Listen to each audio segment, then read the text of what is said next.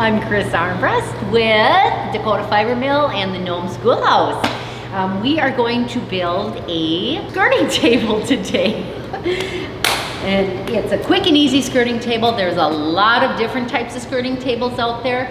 I like this particular one that I make because you only need a saw, and that's basically the only tool, and a tape measure. Otherwise, it all goes together with zip ties and a little bit of PVC cement. The main thing I use is this hardware netting, it's called. It's for home and garden. It's for people wrap it around their garden. It's plastic, and it's 1/2-inch squares. My skirting table that I made, it's going on 11 years old now, and I use it every single day in the mill, and this stuff is wonderful. It works much better rather than a galvanized wire, which will eventually rust, a screen, which the holes aren't big enough. This is absolutely perfect. And the way that we build it, you can bounce it so that you can bounce the fiber on it, so you can loosen some of the debris in it so that it falls through. So I'm going to list what you need here. First of all, you need a roll of this. And this, like I say, you can get it at any Menards, Lowe's, Home Depot, any type of home improvement big box store like that. It's in the landscaping area. And this is 15 feet of it. So this will give you, depending upon, this will make approximately 3 skirting tables, but we also use it to make dry racks, and that will be another video as well. So first we're going to make the skirting table. So we're starting with this. You need to have that. You need 11-inch zip ties, the 11-inchers. You need the PVC purple primer and regular cement. Now you can get clear primer so that you don't have those purple marks around, where you put your edges together. But it's about twice the money, so I'm okay with the purple. But if you're not, you can get the primer in clear. You need 4 of the corners. 2-inch corners is what we're using. Not the ones that are smooth on the inside, not the ones that have threads. So just the smooth ones. You need 4 of those, and then you need 4 of these T's. And they're, again, not the ones with threads, the ones that are just smooth. And then I have right here, they come in 10-foot pieces, and I bought 3 of them. And this is 2-inch PVC. And this is the little heavier PVC. And I mean, you can use the gray PVC, you can use whatever you want, but this particular is just all right. And then you need a saw. A radial arm saw, compound miter saw like this works. You need to cut the PVC. So, and of course, then you need a tape measure to do so. So the first thing we're gonna do is cut all the PVC pieces. Good to have somebody on the other side holding it, like my dear friend Teresa. All right, there we go, lovely. All right. PVC cuts super easy. And then once you get one cut, you can just use that as your guide and whip right along here.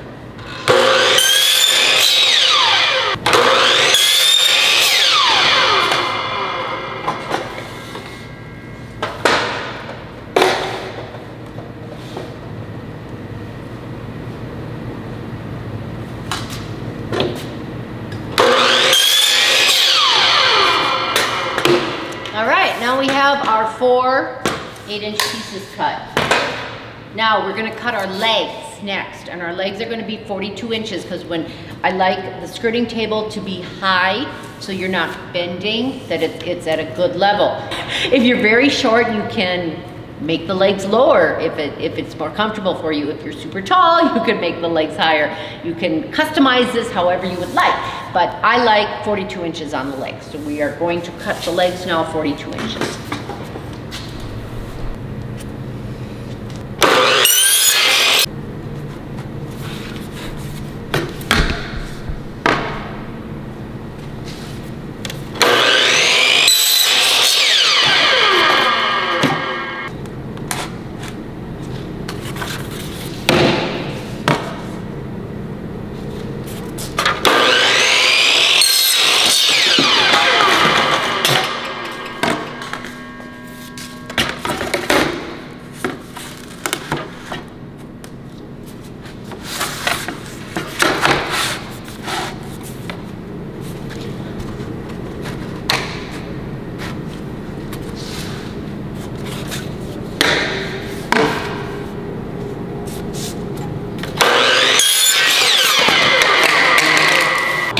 now we're gonna do our end pieces, and I'm doing it 36 inches because I've discovered in the past these come with a nice edge on it, and when you cut it off, you get fiber snagging protrusions that come off it. So it just works so much better just to make it 36 inches and then you just run it and you don't have to worry about snagging your wash bags or your fiber on the edges. So we're gonna cut the two ends at 36 inches, which I have one marked right here.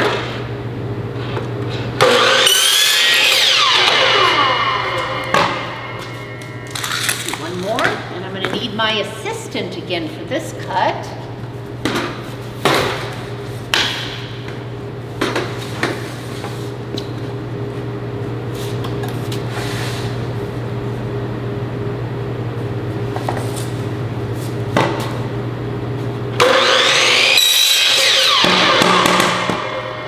And now we're going to cut the two middle pieces that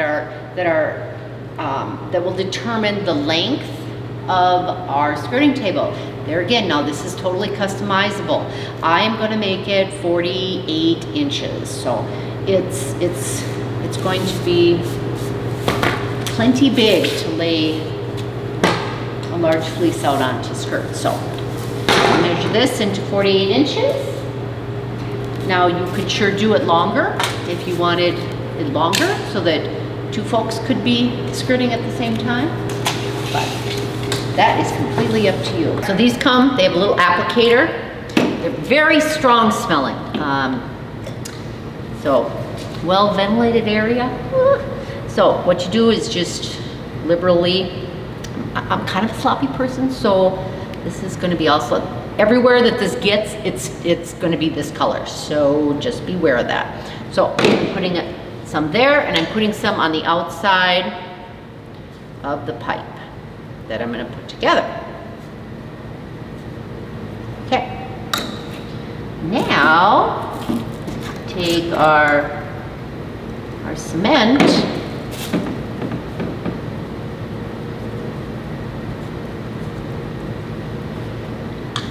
A liberal amount of cement here on the inside of this as well.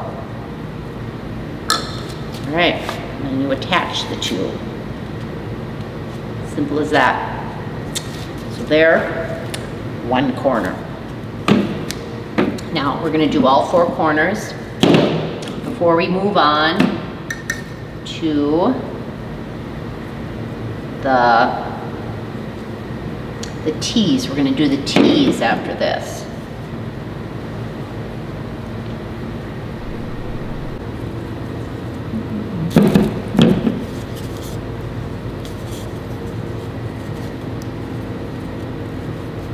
Make sure you get the primer, that there isn't any white pieces of pipe showing yet. Make sure you get the primer covering it well.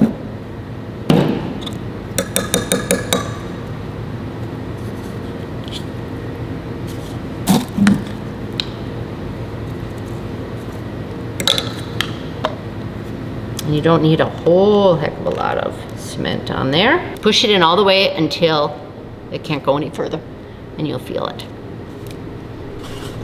And there again, see, I'm slopping all over. So now, you see this purple here? It'll look like that forever. So if you don't like that look, you might want to get the clear, spend a little more and get the clear primer.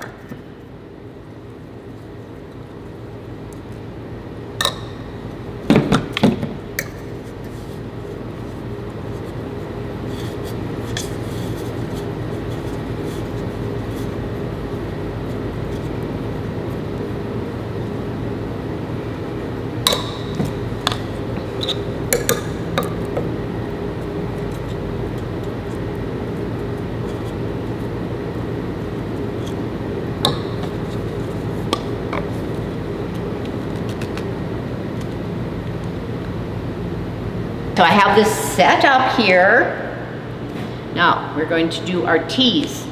T's go in the corners. We're going to run out of table space real soon here. Right here, right here, and right here, because that's the middle of the table, the middle of the skirting table. And that, the legs will go into here, which I'm not going to cement the legs in, because the beauty of this is we can remove the legs and store the skirting table very easily in that respect. So if you want to cement the legs in, that's completely, you can certainly do that, but we're not going to.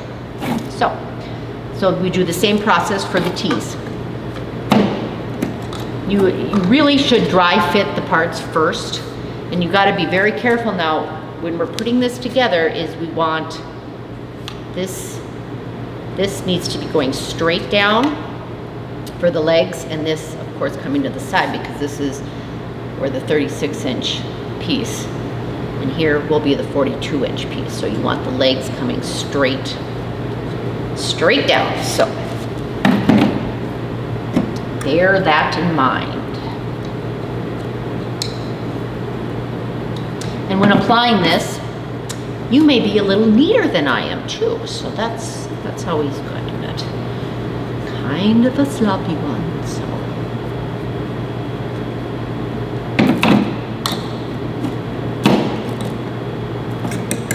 I think I said that it's very strong smelling. So if you could do this in a garage or even outside, that's best. It's pretty strong smelling.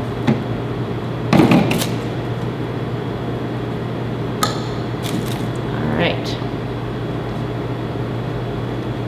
Now, I want to make sure this is going straight down.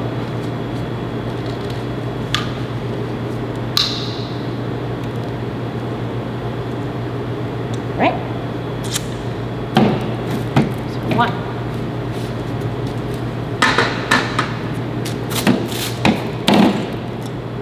And you don't have a lot of time to move them around. Got just a couple seconds, because the cement takes quite quickly. It's almost instant.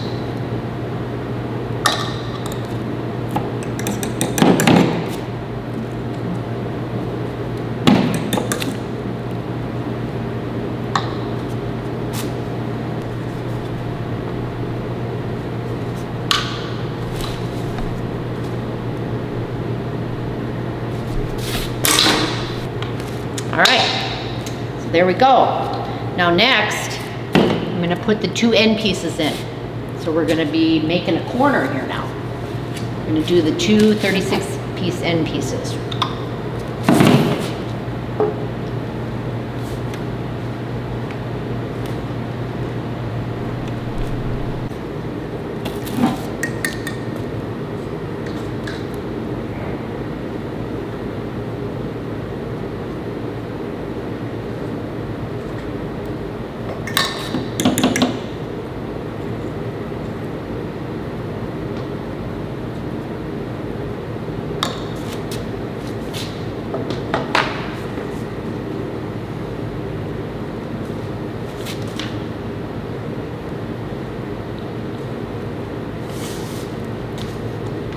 Now we have moved on to a piece of cardboard to protect the floor, and we're going to put our two 42-inch side pieces. We have our two ends are done. We'll put the two 42-inch side pieces in, and then we will put our mesh over it and zip tie it on, and that's all. Pretty easy project. So this, yeah, get on here. And this goes together the same way.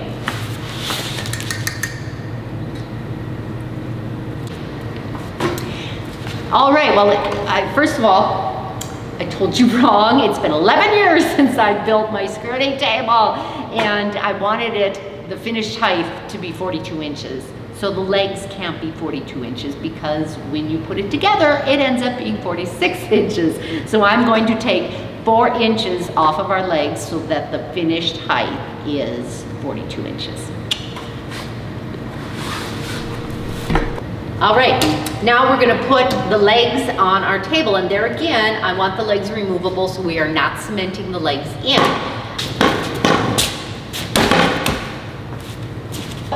We have our frame standing. It's at, let me check it, should be at 42 inches now. Yay, it's right at 42 inches. Okay, so now we're gonna go ahead and zip tie on our mesh. And we're using 11-inch zip ties. The 8-inch ones will not go all the way around.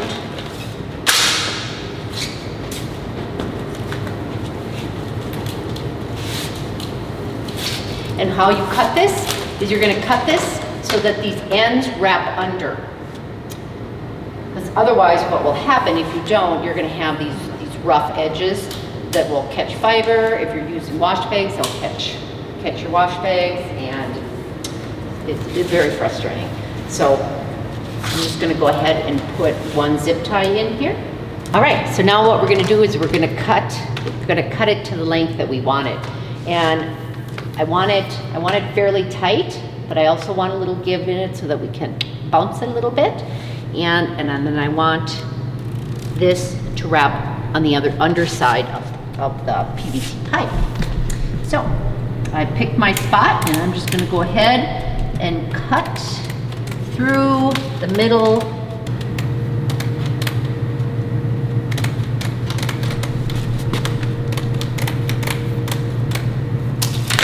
Now we're gonna go around and we're gonna zip tie the mesh all the way around. So I pull it tight in each time I do it. And then you're gonna put it in the same hole, the same square line all the way down so that it's nice and even then.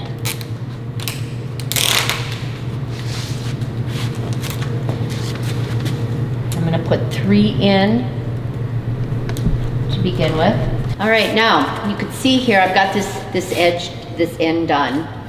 And I think if I did this again, which I'm going to do this again, I will make these end pieces 32 inches rather than 36 inches, because there's going to be quite a gap here once I zip tie the sides in. Whereas, which it'll work fine, but it would be better if these ends, if I had the 2 inches on each side so that the ends would ride on the middle of the piece of PVC. But it'll work just fine like this. Like I said, it's a very forgiving project. So I'm coming in, I'm doing it in the first row. Simply because I don't have, and then you can go back in and then trim these ends off of the zip ties.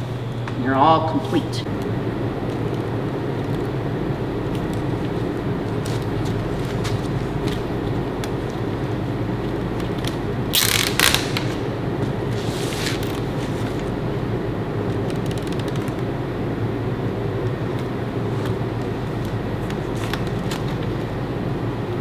You want them pretty snug on here, but you don't want to over tighten them because you'll end up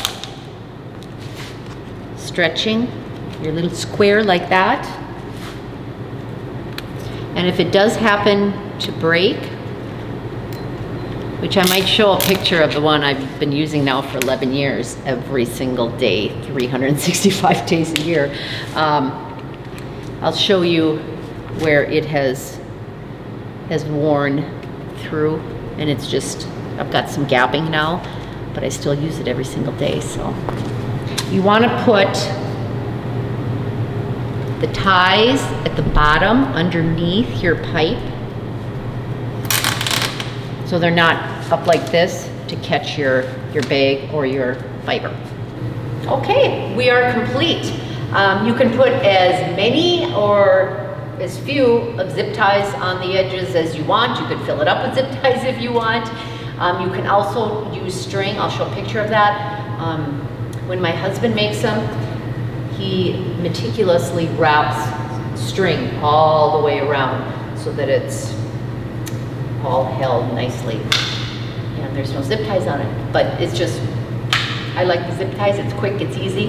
And as you can see, this is a couple Wensleydale fleeces here. These are pretty well skirted. But you can see now, you know, they kind of bounce on here. You can bounce them, and any debris, the holes are big enough that it'll fall through, but yet this Wensleydale has real fine curls and whatnot, and is very fine, but yet we're not losing any fiber, just some shortcuts through the mesh. So there you are, one skirting table. Next up, we'll do a 4-wrap dry wrap.